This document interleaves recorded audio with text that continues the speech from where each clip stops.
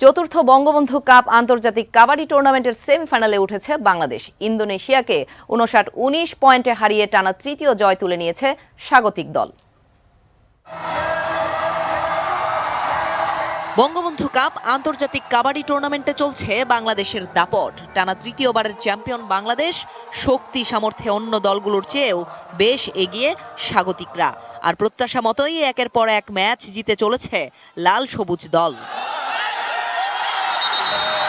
Mirpur Shaheed Suhrawardy indoor স্টেডিয়ামে একচেটিয়া খেলে প্রথমার্ধেই 35-2 পয়েন্টে এগিয়ে যায় বাংলাদেশ।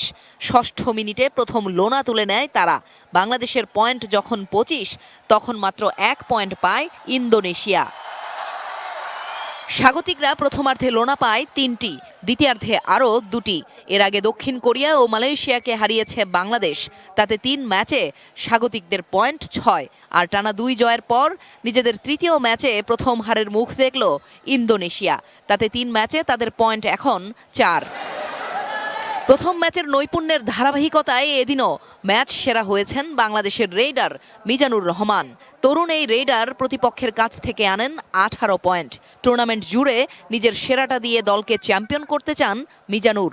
ইনশাল্লাহ আমরা এবার চতুর্থবারের মতো কাবাডি যদি চ্যাম্পিয়ন করতে পারি, ইনশাল্লাহ কাবাডি অনেক সামনে এগোবে।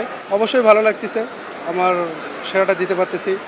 অবশ্যই এটা পরিকল্পনা ছিল কোচের, ক্যাপ্টেনের, ওদের কথা মতোই এটা হয়েছে। বৃহস্পতিবার বাংলাদেশ খেলবে পোল্যান্ডের বিপক্ষে।